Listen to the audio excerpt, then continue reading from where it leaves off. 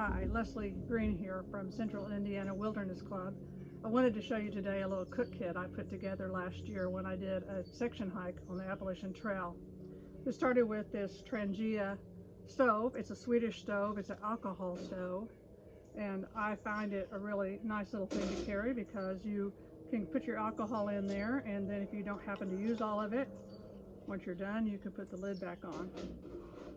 I also purchased, and you can purchase this on Amazon for about $16 to $20.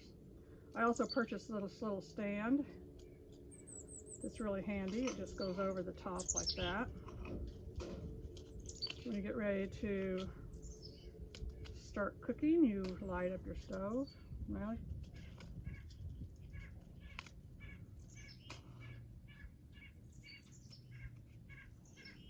okay, you get it burning there. And then I use the Stanco grease pot. It's another pretty popular item for backpackers.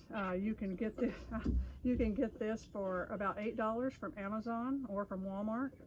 I've got about a cup of water in here. I'm just going to put it on my stove, and then I just have a foil shield that I'm going to put around, windshield that I'm going to put around the stove, and then I'm going to wait for about 6 to 8 minutes for my water to boil.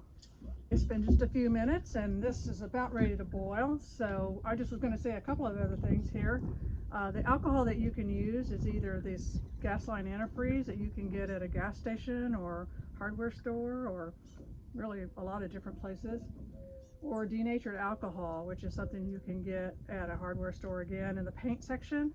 And I prefer this because I think it's more of a wood product where this is a petroleum product. But both of these are pretty easy to obtain even when you're out on the trail. So once you have your water boiling, there's a couple things you can do. This is about a cup of water, so I could put this meal that I made and dehydrated into that while it's on the stove and just stir it in there and let it cook up a little bit, maybe a minute or so, and then let it sit and rehydrate completely. Or once it's boiling, you can also, if you had 2 cups of water, once it's boiling, you could also put it in a Mountain House type meal or one of these freeze-dried meals that you can get at the outfitter stores or online. So once I have finished that and I'm done with my water and it's boiled, I can move it off the heat. And as I said, I could either be letting my meal rehydrate or I could have poured the water into the Mountain House. Then I can shut off my stove, and this is another reason I like this stove. I have to push that thing off because it's hot. But this little top will allow you just to put that right on there and snuff the fire out, which is more convenient than some of the cat food cans and the other kinds of small alcohol stoves. With this one, you can actually put your fire out, save your fuel. And then once it's cool, you wouldn't want to do it right now because there's rubber in this ring.